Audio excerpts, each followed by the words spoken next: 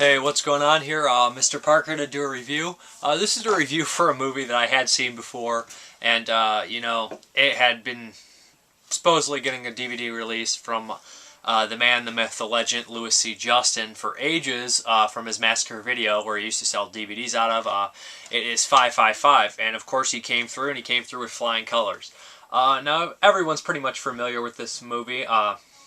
Especially with this case, let alone if you haven't seen the movie, you've seen the case. You've heard about it. Last couple of years, this movie's been getting spit up so much. It's got like this ridiculous cult following. I know it's probably always had one. It's always had a cult following, but it's got like amplified by 1,000 lately.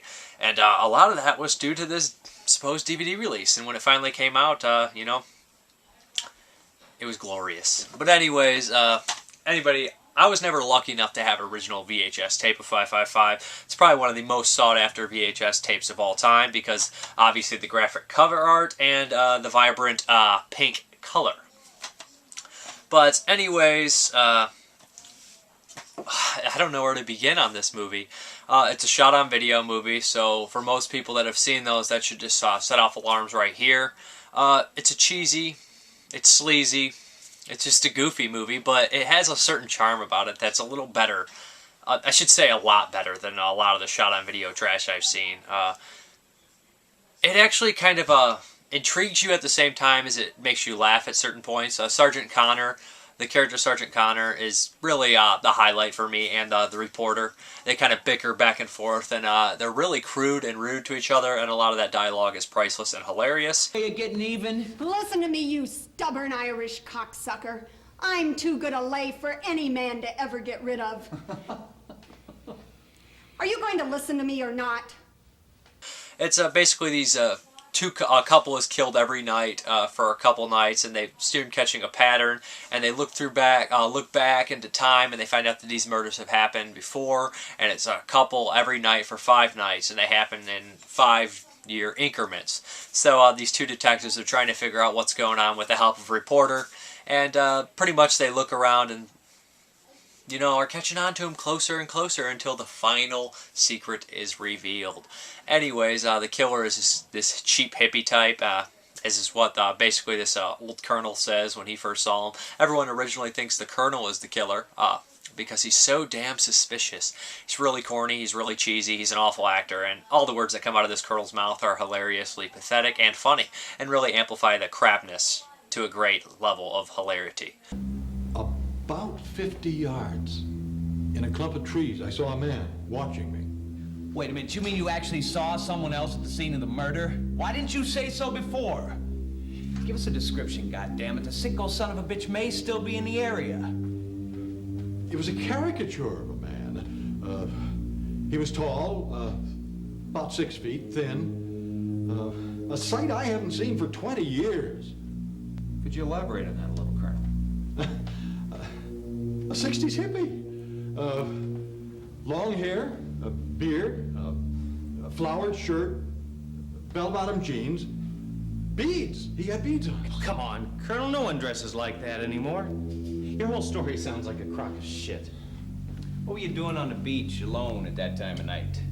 But like I said, Sergeant O'Connor actually is a pretty decent actor. I don't know, a lot of people are like, he sucks, but I thought he was very entertaining, and I thought him losing his mind and freaking out was very entertaining as well.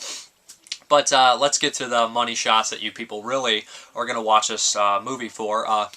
Gore, nudity, blood. Yeah, it's got all the blood you could want. I mean, a lot of the time the girl's just laying there topless, and somebody's just like throwing blood on there, splattering blood. But other times they do have some really good special effects.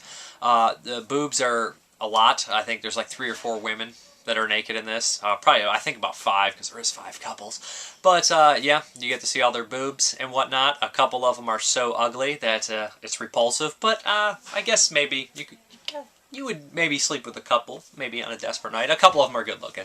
And a boob is a boob, right?